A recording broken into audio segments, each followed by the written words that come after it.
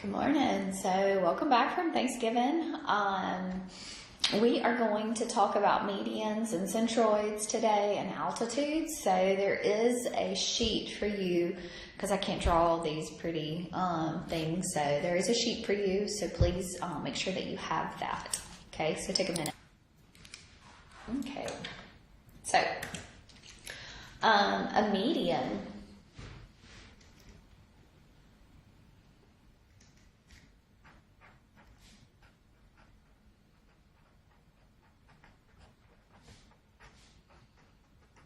and centroids, but we're going to talk about median first. So, a median, whoops, that's not very good. Okay, joins a vertex to a midpoint of the opposite side. So we're going to take this vertex and it will create a midpoint on the opposite side. So a segment joining a vertex to the midpoint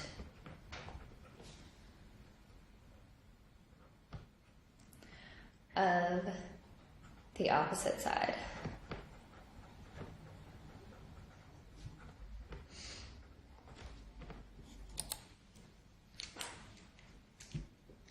Okay. So that is what a median would mean. So a centroid is going to be the three medians. So three medians of a triangle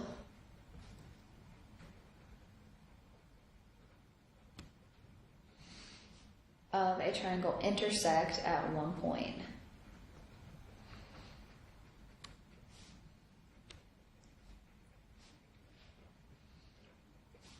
Called a centroid. Okay, so I'm going to have a triangle. So we'll call it A, B, C. Okay, so each vertex, okay, is going to create these two. That's not equal, I'm sorry.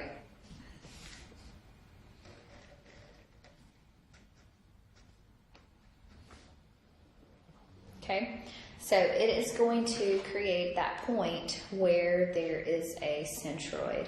Okay, so each vertex connects to the opposite side, which creates the medians. I'm sorry, I did not draw this to scale, but just kind of bear with me there.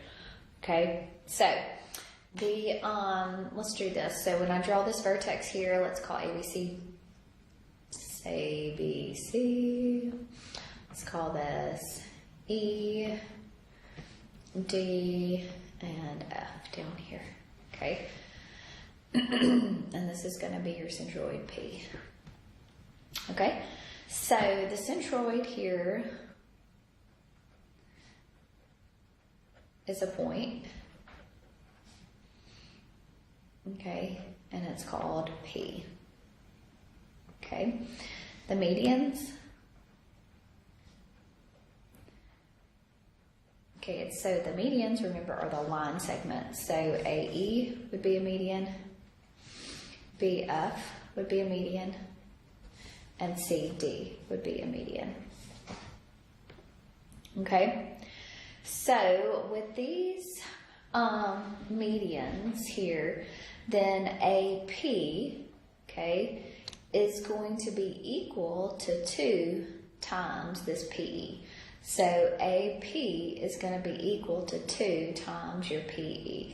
Told you I didn't draw it to scale, but so AP is going to be equal to 2 times PE. Okay, so AP is going to be equal to 2 times this PE. Okay, so that means that PE is going to be equal to 1/2 AP. Right, so PE is going to be equal to 1/2 AP.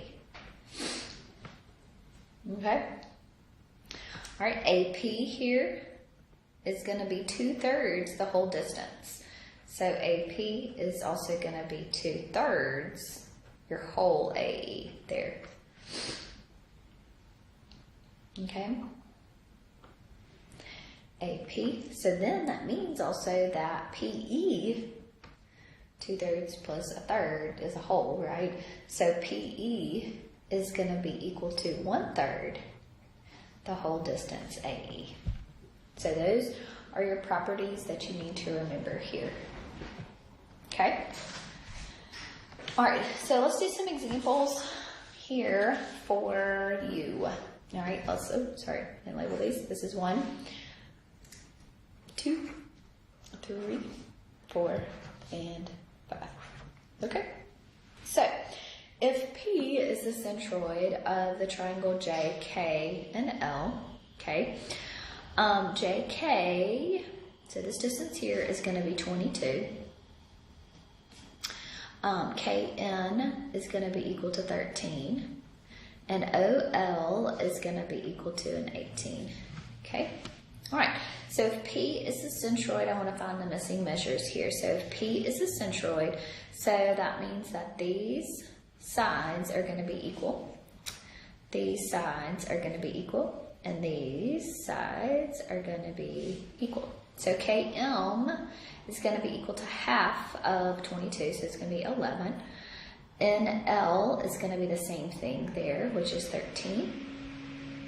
KL, so KL is 13 plus 13, which is a 26. JO is going to be an 18. And JL is going to be 18 plus 18, which is a 36. Okay? All right, so if X is the centroid of the triangle J, S, and T, so that means that we've got our sides that are going to be congruent here. Okay, might not even care about this. But TU is going to be equal to 27, and it doesn't. So TU is going to be equal to 27. Okay. So I want to find TX. So TU is equal to a 27. Okay, so how could I find TX? So TU is the total distance, right? So let's remember that AP over here would be our, AE is our total distance. So AE, okay?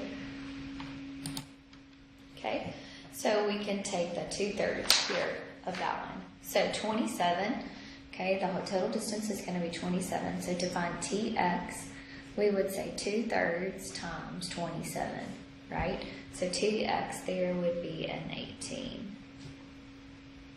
Okay. SW is going to be equal to an 18. So SW would be equal to an 18. So if I wanted to find SX right there, SX, okay, I would do the same thing. So SX is going to be 2/3 times an 18. So it's going to be what, a 12? Okay, and then RV here is going to be 21. So RV would be equal to 21. So RX is going to be equal to 2/3 times 21. So that's going to be a 14. Okay. So now I want to find XU here. So I found TX is 18. 18 minus a 27 is going to be a 9. If I wanted to find XW, so 12 minus your 18, which is going to be a 6. Okay? All right, if J is the centroid of triangle DE and F, DH, so DH is equal to 51.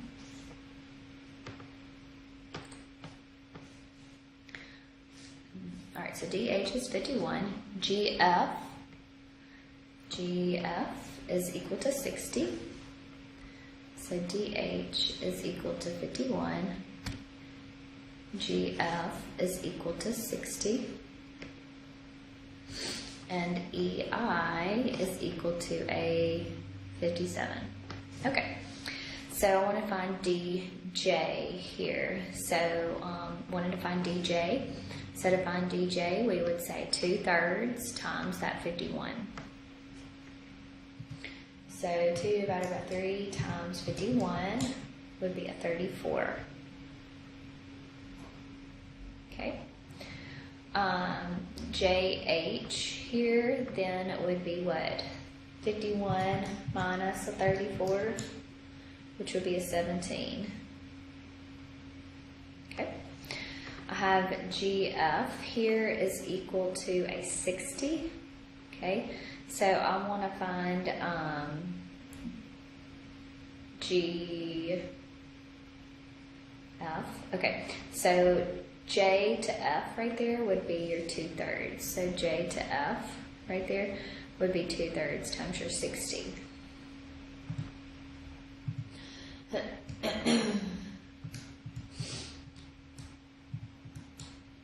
So that would be your 40. Okay. And then 40 minus 60 would give you 20 there. Okay. EJ, because remember it's got to go from the vertex. That's why that JF would be your 40 here. Okay. EJ here would be the 2/3 times the EI. So that would be a 38. And then 38 minus 57 would be a 19. All right, y'all try to do number 4 and number 5 for me.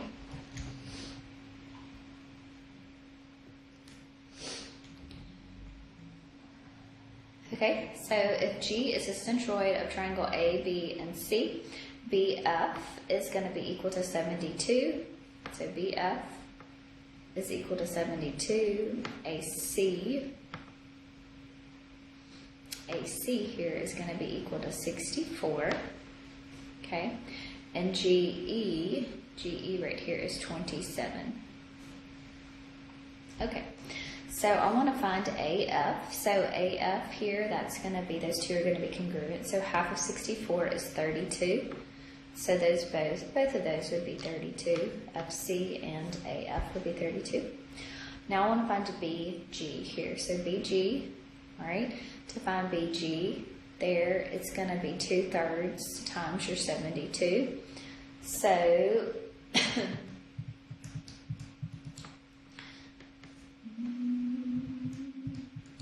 it's going to be a 48.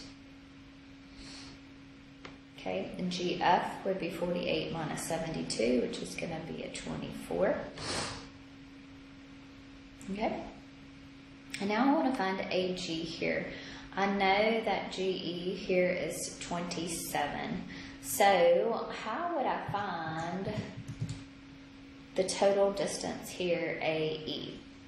Okay, so remember AE is going to be equal to 1/3 your GE, or pretty much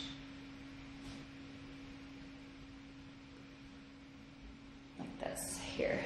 So we could say 3 times your GE, which would be 27 times. So AE there is going to be equal to an 81. So 81 minus a 27 is going to be equal to a 54.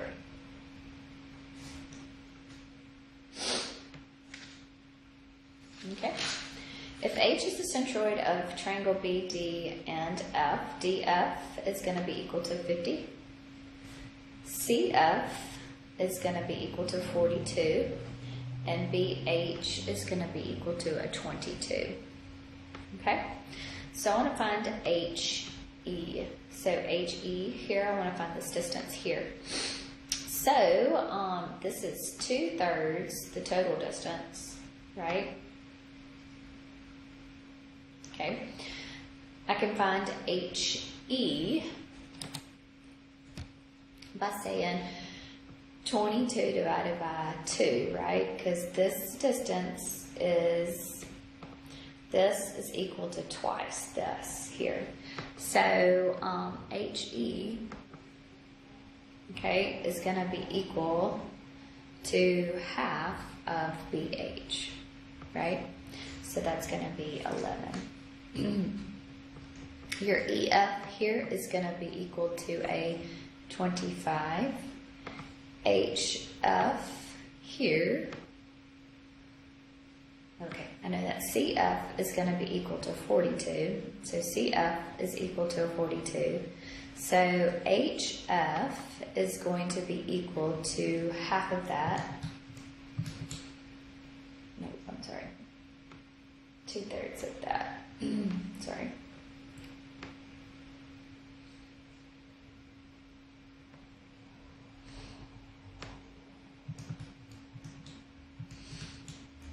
So that's going to be a 28. DE here is also going to be equal to 25 because those are the same. And CH here is going to be 28 minus a 42, which is a 14. And then BE is going to be 22 plus an 11, which is a 33. Okay? All right. So that is your medians and centroids. Then we're going to also have altitudes and orthocenters.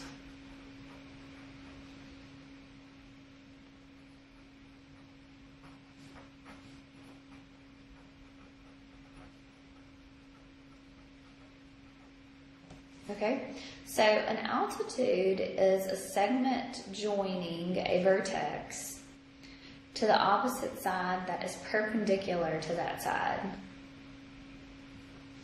Okay, so a segment joining a vertex to the opposite side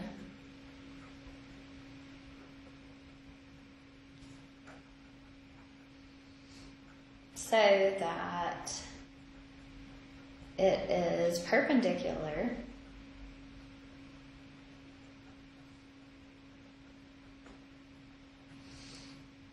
to that side. Okay, so you can have an altitude that's inside the triangle like I drew. Okay, you can also have an altitude that's on the outside of the triangle.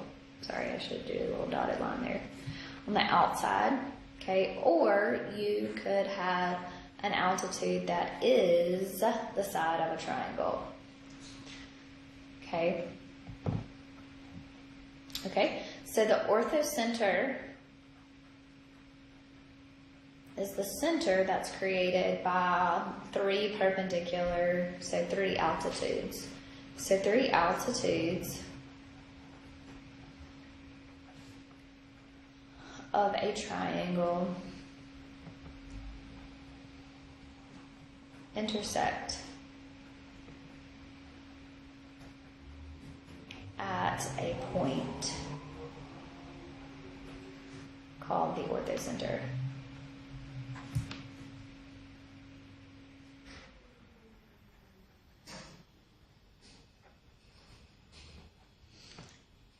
Okay.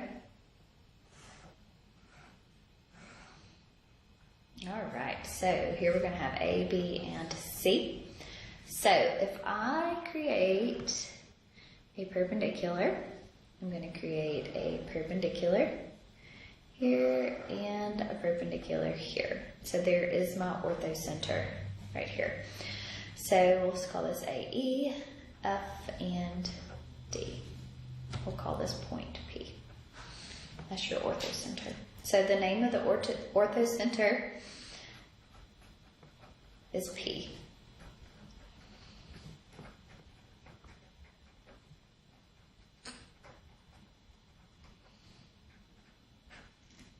Okay? So my altitudes here would be AE,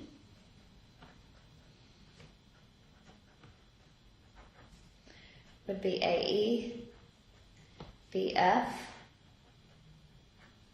and DC there, or CD, I'm sorry, CD. Okay? All right, so that is your altitudes and your orthocenters. Okay, so medians and your centroids are from your vertex that you're going to have. So from the vertex to the sides. So this is also a centroid, but it's a special centroid because we have a perpendicular here. It doesn't say that these two sides are going to be congruent. Okay, so just know that orthocenters and altitudes are not always going to be congruent, create those congruent sides inside there. Okay, so I want you to start working on your homework, and if you have any questions, please let me know. Y'all have a good day.